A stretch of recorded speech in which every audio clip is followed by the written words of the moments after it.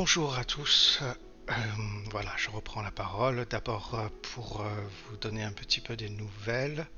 Donc cette vidéo rentre dans une nouvelle classification. En fait, vous retrouverez les vidéos sur ces réflexions, ces pensées personnelles dans la playlist Héritage. À la base, c'est quelque chose que je voulais laisser particulièrement à mes enfants, mais j'ai décidé de le partager avec tous ceux qui voudraient écouter ces réflexions, ces pensées. C'est un peu comme le journal de Marc Aurèle d'une certaine façon. Sur la suite de mes réflexions et analyses au sujet de la Bible, et je sais que quelques personnes m'ont demandé pourquoi le rythme avait cessé. En fait, c'est un très gros travail et qui demande beaucoup d'investissement, à la fois pratique, technique, pragmatique, mais aussi un travail personnel, des réflexions et une étude, comme je l'ai dit dans la dernière vidéo, qui me semblait pas aussi importante à la base, en fait, parce que je m'attendais à traiter des paragraphes entiers, voire des livres entiers de la Bible, et finalement je m'aperçois que je m'arrête presque sur chaque phrase, alors que la Bible recèle encore des sujets, des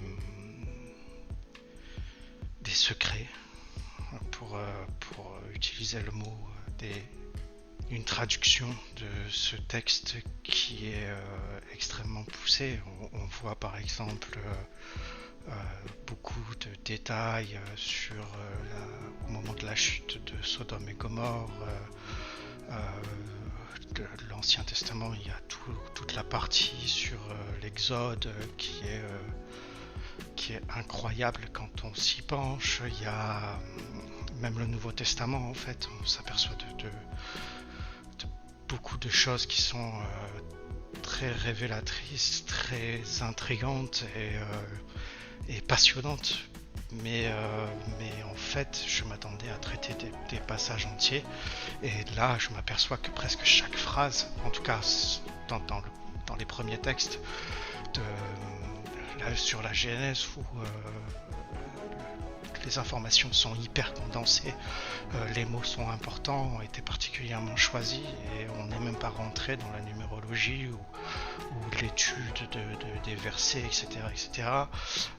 Et même en m'arrêtant sur ces détails-là, il y a encore des choses qu'on pourrait pousser plus loin, justement, avec de la numérologie, avec de l'astrologie, avec certains détails qui pourraient nous apporter plus d'informations. Cela dit, la troisième vidéo est presque terminée d'être écrite, il me reste un tout petit peu, et puis je passerai à l'enregistrement et au montage, donc voilà, je vous tiendrai au courant. Sur ce, je vous remercie d'être présent. Je vous invite à vous abonner si ce n'est pas déjà fait, à mettre un like si la vidéo vous plaît, et surtout à commenter. Ça aide pour le référencement et pour aider à développer la chaîne, et à partager ces réflexions. N'hésitez pas à me donner les vôtres justement dans les commentaires. Je vous laisse, à tout de suite.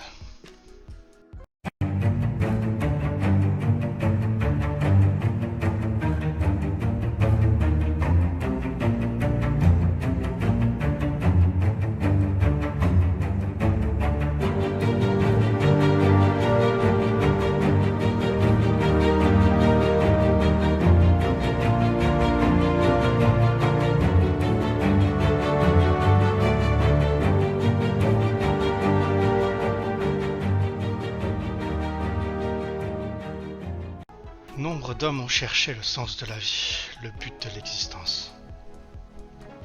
Par les voies de la philosophie, de la science, de la spiritualité et bien d'autres encore. La plupart ont cherché en vain, certains ont cru trouver et se sont remis en étude, leur cœur et leur intuition les aiguillant sur l'idée qu'il n'y avait qu'une parcelle de vérité dans leur découverte. Certains se sont perdus, d'autres se sont approchés, et en définitive, un seul a tenté de nous indiquer la vérité. L'humain n'aime pas la simplicité. Il est susceptible et n'apprécie pas qu'on lui mette sous le nez des évidences. Plus elles sont simples et plus l'affront lui paraît intolérable.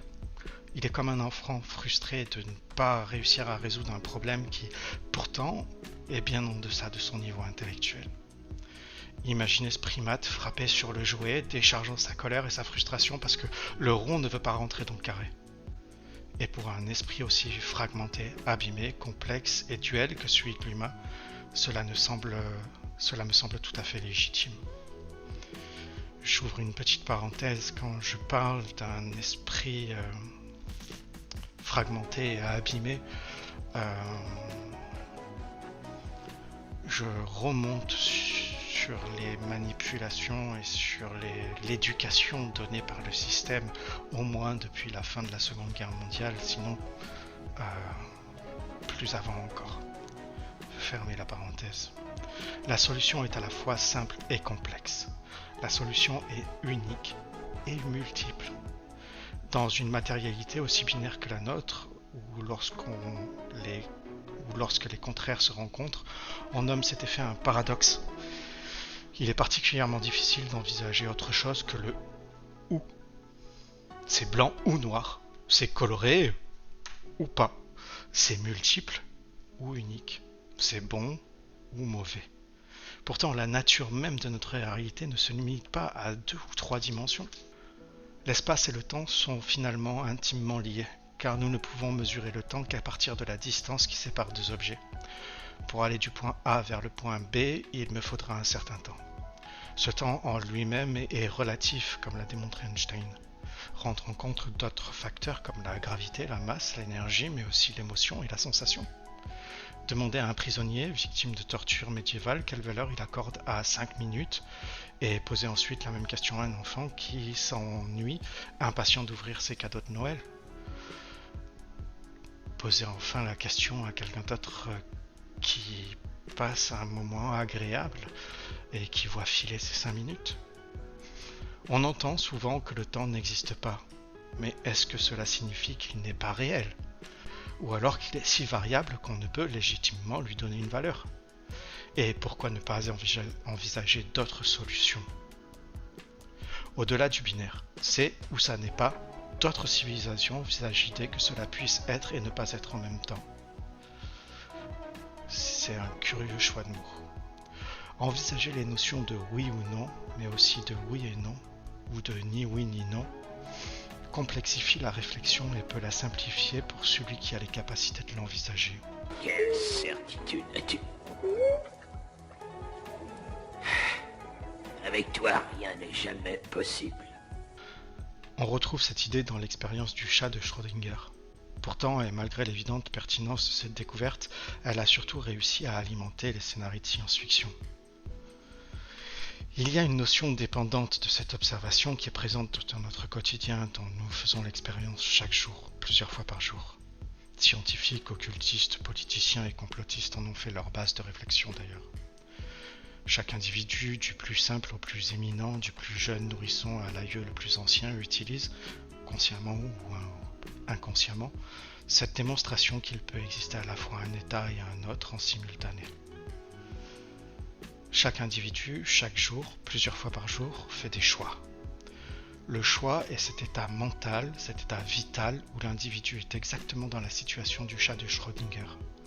Toute sa réalité est enfermée dans la boîte jusqu'à ce qu'il prenne une décision. Ne sais pas. Fais-le. Ou ne le fais pas. Et il n'y a pas d'essai. Le choix, le libre arbitre dont nous aurait fait cadeau notre Créateur, celui dont on essaye de nous priver depuis au moins l'époque médiévale, peut-être même antique.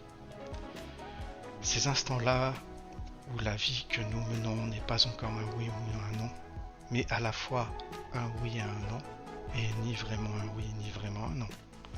Tous les possibles existent en même temps. Le choix est l'essence de notre existence. C'est la règle du jeu, la mécanique de base de cette réalité dans laquelle nous évoluons. Et ça, pour la lumière, les ténèbres. Ni pour l'un, ni pour l'autre, et à la fois pour les deux. Et c'est par et pour ne pas enfreindre cette règle que nous venons au monde sans nos souvenirs.